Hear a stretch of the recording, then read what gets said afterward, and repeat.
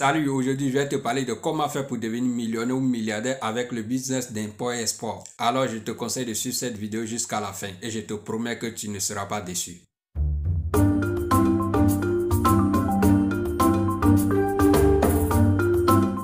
Comme promis, je vais partir d'un fait général qui va te permettre de comprendre facilement ce que je vais expliquer à la suite de la vidéo. Le printemps arabe, qui est une révolution qui avait permis de renverser tous les dirigeants des pays arabes, a impacté également de nombreux pays africains et qui à leur niveau a mis de l'essence sur l'immigration. En effet, à partir de 2011 jusqu'à aujourd'hui, plusieurs jeunes Africains ont décidé de fuir des régimes totalitaires corrompus et usés vers de nouvelles destinations qui sont la plupart l'Europe et l'Amérique du Nord. Il y a un adage qui dit que l'oiseau peut changer facilement de dortoir ou de nid, mais pas sa nourriture.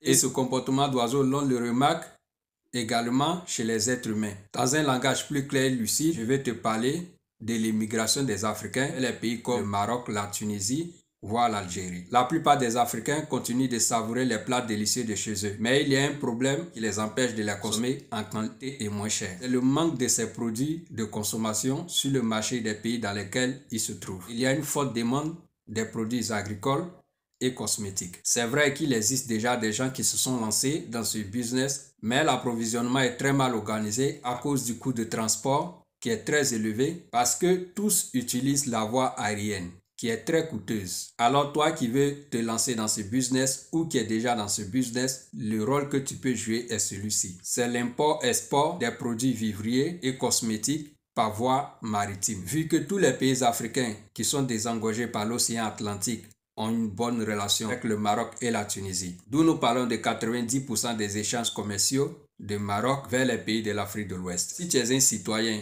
ou un habitant de l'un de ces pays, c'est rien bien. Tu peux utiliser la voie maritime pour faire transiter tes marchandises jusqu'au Maroc ou la Tunisie pour les livrer en gros à des clients. Je te promets que tu auras des clients sans difficulté. Mais pour que tu réussisses ce business, je te conseille de trouver un bon transitaire qui s'y connaît dans l'exportation internationale, qui est en règle et qui respecte les règles d'import et export. Pour te faciliter également la tâche, tu peux te trouver un partenaire d'affaires qui réside dans le pays où tu dois expédier tes marchandises. Quant à ce dernier, lorsqu'il récupérerait les marchandises, il pourra les distribuer à vos clients détaillants ou grossistes, en crédit ou en cash. Cela va dépendre de la confiance établie entre grossistes et lui. Maintenant, parlons des produits que tu peux commercialiser. Nous pouvons catégoriser ces produits en deux parties. La première catégorie, c'est les produits vivriers. Donc, le manioc, la banane plantain, la farine, l'huile rouge, api, feuilles de manioc, feuilles de patates, du sap, farine de maïs, du gingembre et tous les assaisonnements de cuisine. Deuxième catégorie, c'est les produits cosmétiques, c'est-à-dire des mèches pour femmes, des pommades comme Caro White, et j'insiste là-dessus, Caro White, même ici en Italie, ça manque. Moi-même, je compte me lancer aussi dans ce business. En ce qui concerne le convoyage de tes marchandises, tu pourras utiliser les compagnies maritimes marocaines. Une s'appelle SEMA CGM, qui est une compagnie qui permet une connexion directe et hebdomadaire entre le Maroc et les pays de l'Afrique de l'Ouest, sans aucune escale, avec des temps de transit réduits de 4 jours. Il accoste à Tema au Ghana, au port de Monrovia, au PAA de Côte d'Ivoire, au port de Sénégal, au port de Bénin également. Il existe également une compagnie maritime tunisienne, abréviée CTN, qui signifie Compagnie tunisienne de navigation, qui relie la Tunisie aux pays africains, principalement le Sénégal, la Guinée et la Côte d'Ivoire. Puis une autre compagnie tunisienne, cette fois-ci aérienne, qui relie aussi la Tunisie aux pays de l'Afrique du Nord, de l'Ouest et ceux du Centre. Un autre conseil, si tu veux te lancer dès maintenant dans ce business, cherche à connaître les règles d'importation du pays vers lequel tu veux entreprendre tes affaires. Cela te facilitera la tâche pour ce qui concerne le dédouanement de tes marchandises au port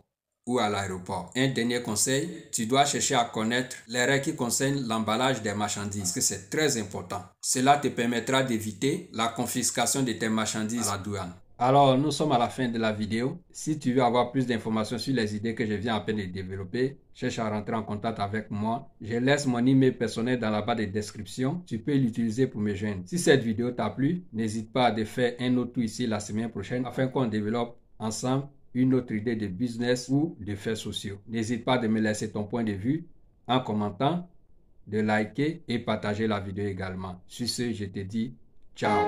Je dis si mon peuple c'est qui est évoqué mon nom. s'humilie, prie et cherche ma face.